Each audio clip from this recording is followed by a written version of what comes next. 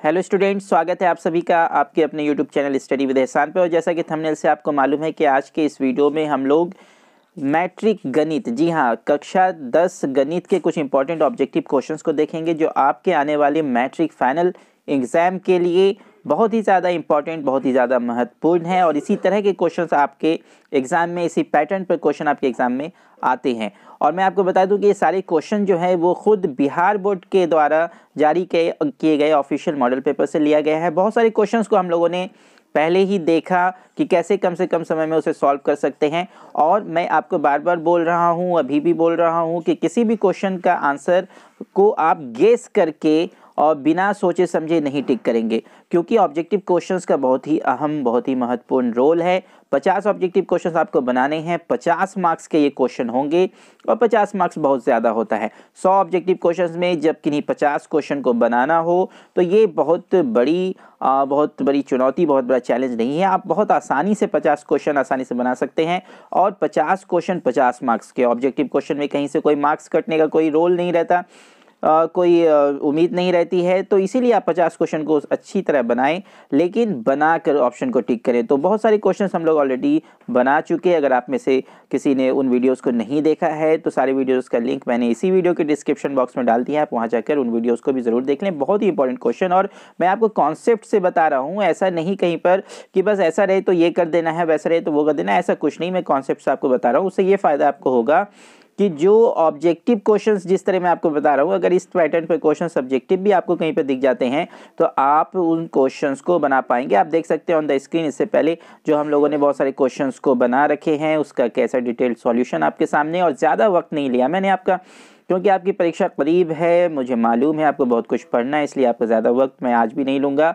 और चलिए वीडियो को शुरू करते हैं। लेकिन एक छोटी सी रिक्वेस्ट है कि आप चैनल पर नए हैं, चैनल को सब्सक्राइब नहीं किया तो चैनल को सब्सक्राइब कर दें और बेल आइकन को भी प्रेस कर दें, ताकि इस तरह की सारी यूजफुल वीडियोस आपको मिलती रहे। तो आप देख सकते हैं सवाल नंबर 53 ऑन द स्क्रीन। यदि a बराबर 45 डिग्री तो sin a plus cos A plus tan a का मान निकालें। ये क्वेश्चन भले ही देखने में बहुत ही आसान लग रहा है कि इसमें है क्या, sin a कॉस ए और tan a का मान रखेंगे और फिर आंसर आ जाएगा। आप ऐसी गलती नहीं करेंगे। आप इसे आसान, इतना भी आसान मत समझिए। आसान तो है ही, लेकिन थोड़ा ट्रिकी टाइप से दिया है। अगर आप सिंपली वैल्यू रखते हैं और उसे ऐड करते हैं एलसीएम लेकर, जो भी आपके हर हैं डिनोमिनेटर्स हैं उसके एलसीएम लेकर आप अगर ऐड करते हैं तो आपको ऑप्शन कोई नहीं मिलने मैच हो रहा है डायरेक्टली। तो किस तरह इस क्वेश्चन को बनाया जाए तो चलिए मैं आपको बताता हूँ। और ये बहुत ही इंपॉर्टेंट क्वेश्चन है, और सारे क्वेश्चन इंपॉर्टेंट क्योंकि वो ऑफिशियल मॉडल पेपर से लिए गए हैं।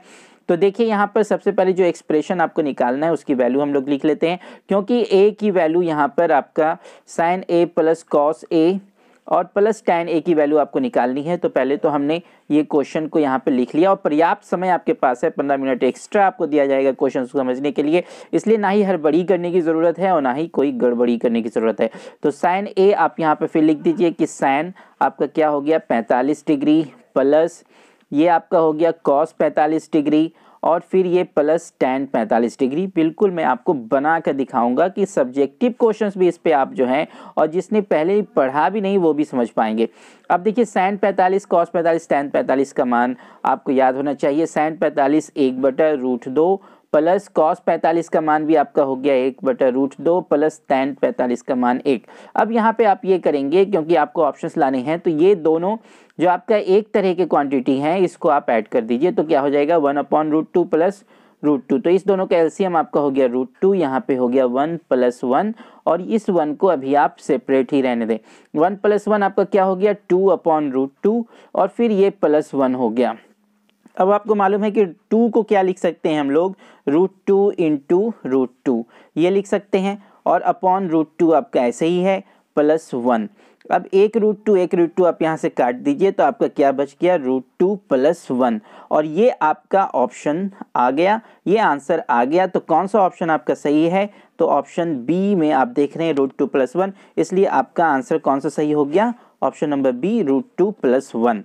तो √2 + 1 आपका आंसर हो गया। लेकिन अगर इसमें आप अगर ये तीनों को एक साथ ऐड करने की कोशिश करते तो फिर आपका आंसर नहीं आता, कोई ऑप्शन नहीं टिक आपको दिखाई देता, मैच होता। तो उस केस में आप क्या करते, किसी को भी टिक करके आगे बढ़ देते, और ये बहुत बड़ी गलती होती। ये आपको नहीं करना है, किसी ऑप्शन को टिक करके हमें आगे नहीं बढ़ जाना है। अगर कोई क्वेश्चन नहीं बना है तो नहीं बना है, बाकी दूसरे को देखेंगे क्योंकि पहले ही 50 क्वेश्चंस आपके चेक होंगे। अगर इस 50 में कुछ आप गलत कर देते हैं और उसके बाद जितने भी क्वेश्चन आप सही बनाएं उसका कोई वैल्यू नहीं होगा, क्योंकि पहले 50 सवाल ही आपके चेक होंगे और उसके बाद चेक भी नहीं होगा। तो इस बात का ख्याल रखें कि 50 हमें शुरू से बनाना है और सही बनाना है, ताकि 50 नंबर ऑब्जेक्टिव सेक्शन से हमारा सिक्योर हो जाए। उसके बाद क्वेश्चन नंबर 54 आपके सामने, यदि किसी वृत्त की त्रिज्या दुगना कर दिया जाए तो नए वृत्त और पुराने वृत्त के क्षेत्रफलों का अनुपात होगा। तो जी हाँ, तो अब आपने देखा कि वृत्त की त्रिज्या दुगनी कर दी जाती है। कि मान लेते हैं कि पहली त्रिज्या r थी, तो अब त्रिज्या क्या हो गई, 2r हो गई। और मैं ये पहले इस क्वेश्चन के पहले का सॉल्यूशन इरेज कर देता हूँ। अगर आपको इसे देखना हो तो आप थोड़ा वीडियो को बैक करके अगर फिर से देखने की जरूरत है तो आप देख सकते हैं। फिलहाल ये यहाँ पे नया क्वेश्चन बनाने के लिए, सवाल नंबर 54 बनाने के लिए मैंने इसे इरेज कर दिया। तो अब यह देखिए कि पहले मान लेते हैं कि त्रिज्या r था और अब त्रिज्या क्या हो गया, 2r हो गया, क्योंकि त्रिज्या को हम क्या कर रहे हैं, दोगुना कर रहे हैं। तो अब पहले और नए वृत्त का क्षेत्रफल का अनुपात निकालना है। तो पहले आपका क्षेत्रफल क्या था, पाई आर स्क्वायर। अब क्षेत्र क्या हो गया, पाई और ये 2r का स्क्वायर। यही ना हो गया आपका। पहले रेडियस क्या था, त्रिज्या क्या थी, r, अब त्रिज्या क्या है, 2r।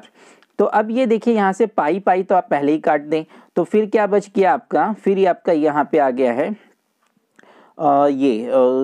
इसको देख लें कि r स्क्वायर और बटे, और ये क्या हो गया, 2r का ऊपर स्क्वायर है तो ये हो गया 4r स्क्वायर। 2 का स्क्वायर आपका क्या हो गया, 4, और r का स्क्वायर हो गया r स्क्वायर। फिर ये r स्क्वायर आपका कट गया, तो यहाँ पे क्या बच गया, 1/4, 1/4। और इसे ही जब आप अनुपात के रूप में लिखेंगे तो आपका हो जाएगा 1:4। अब यहाँ पे बहुत से लोग मिस्टेक ये कर देते हैं कि वो ये 1/4 बचा है और वो 4 मान लेते हैं। ऐसा नहीं है, आपको ध्यान से देखना है, बहुत ही ध्यान से आपको क्वेश्चंस बनाने हैं। क्वेश्चंस बहुत ही इंपॉर्टेंट हैं और उससे भी ज़्यादा इंपॉर्टेंट आपका उसे सही सही सॉल्व करना है, ताकि आपको मार्क्स मिले।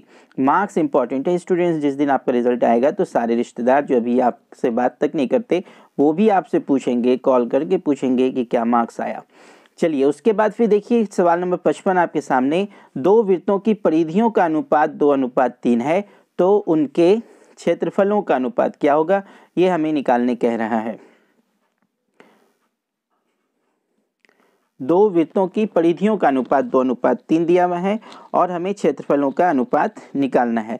तो परिधियों का अनुपात 2:3 है, तो क्षेत्रफलों का अनुपात देखिए, तो क्षेत्रफलों का अनुपात हो जाएगा, तो परिधि का अनुपात क्या दिया हुआ है, 2:3, तो क्षेत्रफलों का अनुपात हो जाएगा 2 का वर्ग बटे 3 का वर्ग।